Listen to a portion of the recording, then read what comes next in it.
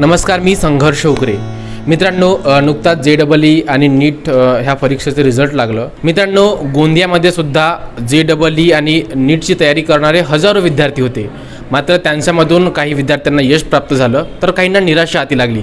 मात्र गोंदिया जिल्ह्यामध्ये career zone नावाची एक अशी संस्थान आहे की ज्यामध्ये दरवर्षी कितीतरी विद्यार्थी IIT आणि MBBSसाठी क्वालिफाय होतात.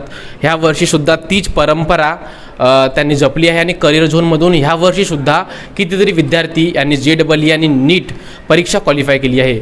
आपण त्या विद्यार्थ्यांसोबत आज संवाद साधणार आहोत. कशाप्रकारे त्यांनी अभ्यास केलं, कशी प्रिपरेशन केली आणि कशाप्रकारे त्यांनी यश संपादन केलं हे आपण बघणार आहोत. आमच्यासोबत काही विद्यार्थी आहेत.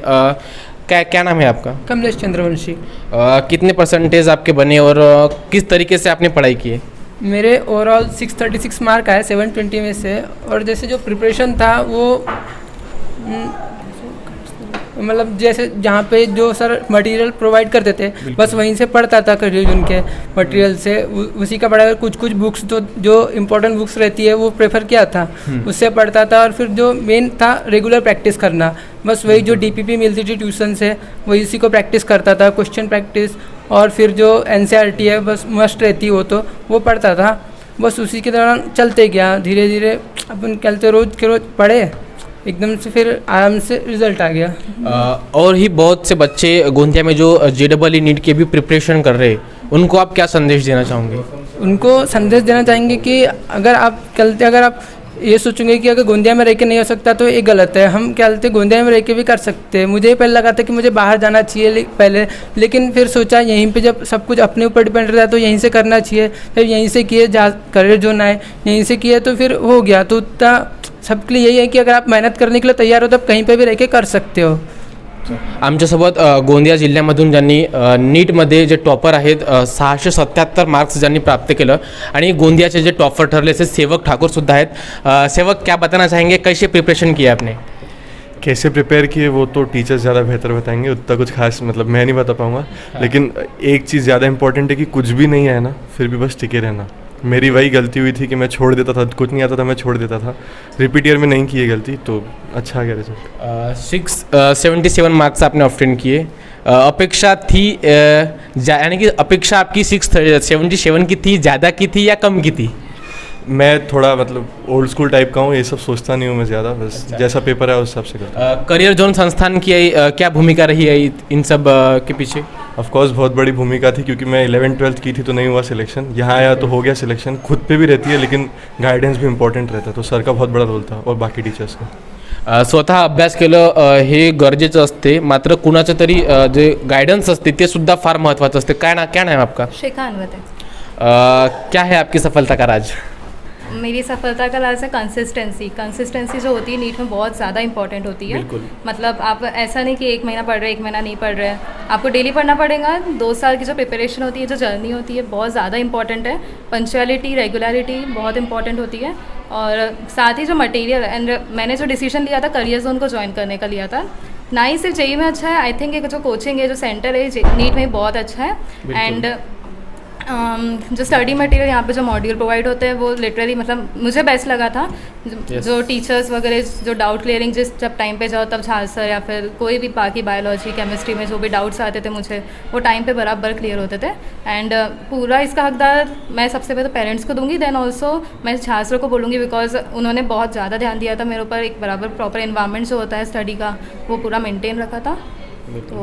पालकांची सुद्धा मोठी जबाबदारी असते की आमचे विद्यार्थी हे शिक्षण घेतात, त्यामध्ये पालकसुद्धा त्यांच्यासोबत खंबीरपणे उभे राहायला हवं. क्या नाम है आपका? राधिका भेवगड़े. किस तरीके से आपने पढ़ाई की है या फिर करियर जोन की आपके सफलता के पीछे जो है क्या भूमिका रही है? मैं मतलब हमेशा मतलब पढ़ते रही, ऐसे कभी सोचा नहीं कि नहीं होगा करके. भले ये मेरा रिपीट था. NCERT को प्रेफरेंस मतलब प्रायोरिटी दी, और जब भी कोई मिस्टेक हो उसको ओवरकम किया सर के साथ. मतलब सर ने बहुत हेल्प की. और फिर जो भी क्वेश्चंस के लिए मैंने ज़्यादा बुक ये नहीं किया, बस यहाँ से जो प्रोवाइड होते थे वो, और वही मिस्टेक्स वगैरह को ये करके.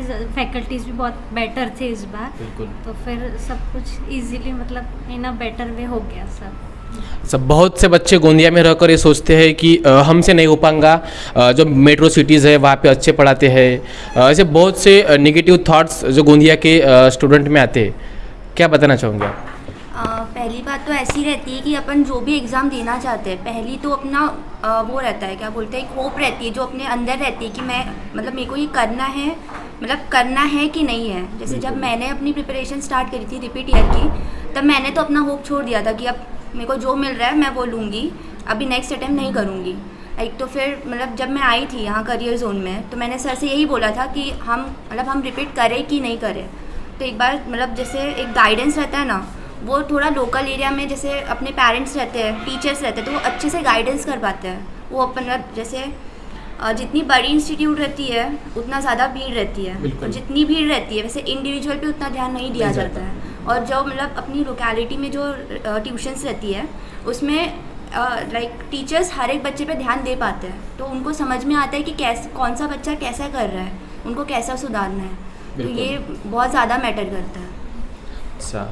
मतलब पूरे साल भर कंसिस्टेंटली पढ़ना बहुत इंपॉर्टेंट है। पढ़ाई के लिए डिस्ट्रैक्शंस कुछ भी नहीं होना चाहिए, सिर्फ पढ़ाई पे फोकस होना चाहिए, और मोबाइल वगैरह मतलब डिस्ट्रैक्शन से दूर ही रहना चाहिए। गोंदिया में बहुत डेवलप हो चुका है, और करियर जोन तो बहुत ही ज़्यादा डेवलप हो चुका है। मतलब हर चीज़ यहाँ पे, टीचिंग नॉन टीचिंग स्टाफ बहुत ही अच्छे, बहुत सपोर्टिव है, कोऑपरेटिव है। हमारे साथ करियर जोन इंस्टीट्यूट के संचालक झा सर भी है। सर, इस कैसे मेंटेन करते हो? हर साल बच्चे आपके यहाँ के पास हो जाते हैं। परंपरा को इस बार भी आपने मेंटेन किए, इस बार भी बहुत सारे बच्चे क्वालिफाई हो गए।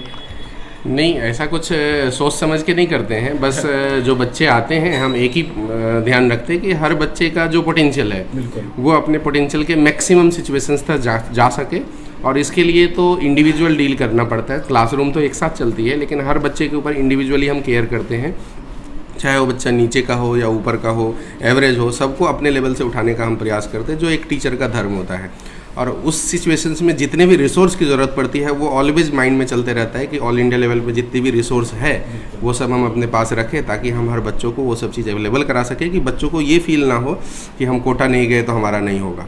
तो वो सब चीज़ हम यही अवेलेबल करा के देते हैं, और फिर अल्टीमेटली बच्चे हार्डवर्क करते हैं, और सही चीज़ें अगर मिल गया बच्चों को तो बच्चे तो हार्डवर्क करने के लिए आते ही हैं, और वो पूरा प्रॉपर मेहनत करते हैं, फिर सिलेक्शंस हो जाता है। हमारा रोल तो 10-20-25% ही है, हार्डली 10% समझिए, बाकी तो रोल बच्चे का है कि जैसा हमने बताया, और वो बच्चे ने अगर कंसिस्टेंसी के साथ नहीं करा तो फिर तो नहीं होगा। तो हमारे यहाँ जो माहौल है उस माहौल के अंदर बच्चे, और हर कोई सिलेक्शंस के लिए आता है, तो उस माहौल के अंदर अपनी पूरी पोटेंशियल से वो प्रयास करता है, हम अपनी पूरी ताकत से प्रयास करते हैं, और हमारे साथ जितने भी टीम मेंबर्स हैं, सभी टीचर्स वो सब एक्सपर्ट लोग हैं, वो सब पूरी ताकत के साथ मेहनत करते हैं, और ये सफलताएं बढ़ती जा रही है। और आने वाले टाइम में हम उम्मीद करते हैं कि इसको 2 गुना 3 गुना और किया जा सके, ताकि ये जो क्षेत्र है, मतलब जो गोंदिया एक क्षेत्र है जिसे एजुकेशन के नाम पे पहले लोग जो है थोड़ा सा बैकवर्ड समझते थे, सिर्फ बिजनेस के हिसाब से ये शहर जाना जाता था। मैं चाहता हूँ कि ये शहर को भी एजुकेशन के नाम से जाना जा सके, ये एजुकेशन हब बनना चाहिए, और इसमें पोटेंशियल बहुत है। आसपास में बहुत बड़ा रीजन है 150-200 किलोमीटर के रेडियस में, जो पूरा का पूरा जिसके लिए जो है गोंदिया एक एजुकेशन हब बन सकता है, उसके तरफ हम काम कर रहे हैं, प्रयास कर रहे हैं, और मुझे उम्मीद है कि एक समय ज़रूर आ जाएगा जब ये सब चीज़ें हो जाएगा। अपना बस ईमानदारी से मेहनत कर रहे हैं। सर, जो स्टूडेंट क्वालिफाई हो गए वो तो ठीक है, मगर जिनको निराशा हाथ लगी उन स्टूडेंट को आप क्या बताना चाहोगे?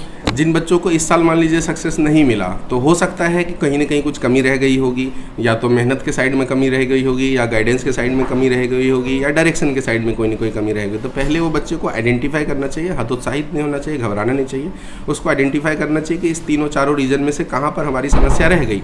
फिर किसी एक्सपर्ट के साथ मिलना चाहिए, जैसे कि अगर किसी को हमसे हेल्प की ज़रूरत हो तो हमसे आके मिले, हम बताएंगे कि उसमें से क्या उसको करना चाहिए, और उस डायरेक्शन में एक बार और प्रयास करके देखना चाहिए। डेफिनेटली सफलताएँ मिलेगी।